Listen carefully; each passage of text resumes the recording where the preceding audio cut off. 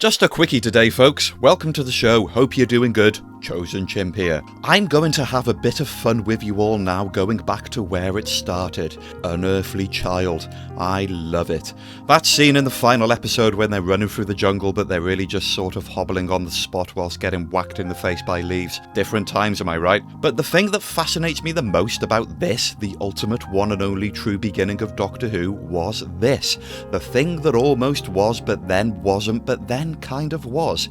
The original first episode. The Uned pilot, as it would later be known down the line, was the first attempt of the BBC production team, helmed by producer Verity Lambert and vengeful destroyer of the Time Lord race Waris Hussein. Sorry, I confused myself there.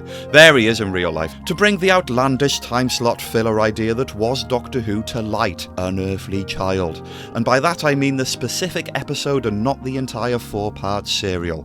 It was shot a few times with various gaffes and minor changes made along the way, before it was all out binned and reset by the BBC head of drama Sidney Newman. What the viewers finally received at 5:16 PM on Saturday the 23rd of November 1963 was an interesting variation on the original recorded blueprint, a blueprint which wouldn't be seen by anybody until a good few decades later. There were a few different versions of this proto-episode available over the years, until a kind of ultimate supercut from various takes was created for the 2006 The Beginning DVD box set.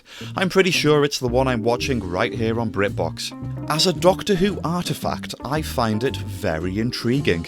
It mostly runs parallel to the definitive televised version, with the script matching up almost 100% across the episode. Yes, I did watch them both side by side at the same time. Differences include the occasional repositioning of actors, shot composition, and that rocket sound at the beginning of the opening credits. The overall editing and post-production is definitely tighter in the final version. But there is one significant difference between the Uned pilot and what viewers ultimately were presented with, and that's the characters of Susan and the Doctor. So we get Ian and Barbara trying to find out just what's going on with their eccentric pupil who has a fondness of the music of John Smith and the Common Men. That's a different story. And the story runs linear in both versions, with Susan looking not quite as happy in one as she does in the other. Caroline Ann Ford was really good at playing this character. It's when Ian and Barbara leave the classroom that Susan goes off in two notably different directions. The final version that 1963 viewers got to watch on TV saw Susan privately call out the historical inaccuracies of the French Revolution book given to her by Barbara. Well, she would, wouldn't she? But in the Uned pilot, Susan instead starts blotting ink on a blank piece of paper and then folds that paper to create a Rorschach image, which she then starts drawing lines over. This never gets explained. She seems to alarm herself when she crumples the paper up. This version of Susan has things on her mind. And this intensity can be seen in the otherwise perfectly synced classroom flashbacks.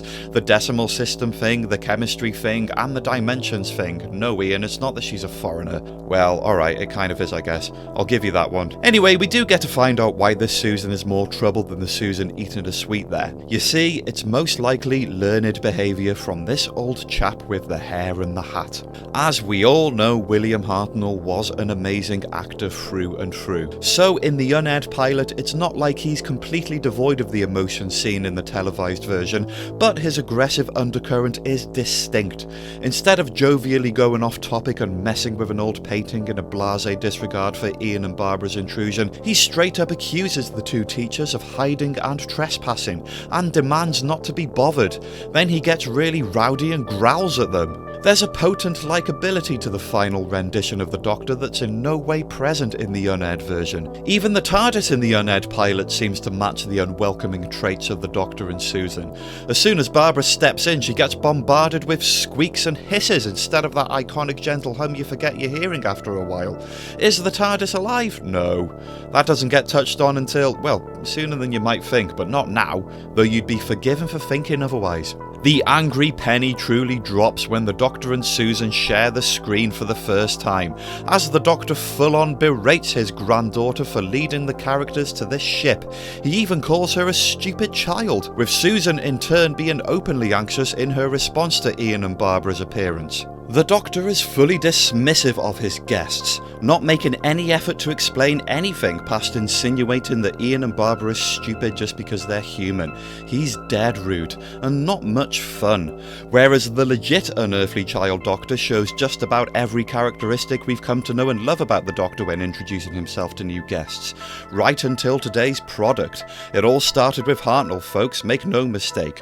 Constantly distracted, bubbly, imaginative, patronising yet also welcoming in his explanation of being a wanderer in the fourth dimension. Fair play though, this ultra angry Doctor does have one edge. He uses the line, "Before your ancestors turned the first wheel, the people of my world had reduced movement through the farthest reaches of space to a game for children." Nicely put. Yep, this is a different Doctor alright, except that they both laugh when they trap Ian and Barbara in the TARDIS, but I guess that is kind of funny.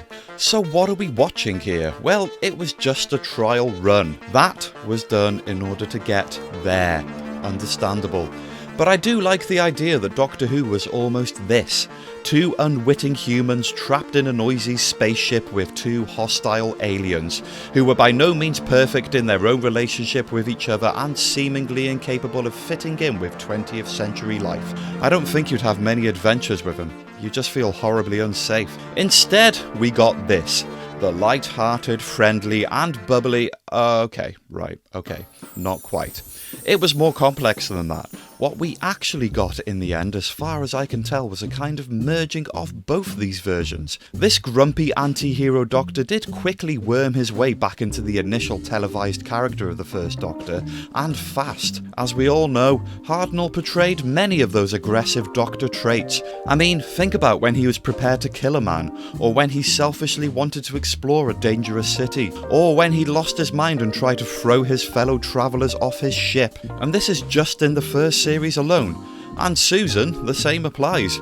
A scene not far down the line when she takes that funny turn in Edge of Destruction. When you look at it like this, the final televised version of An Unearthly Child is equally misrepresentative.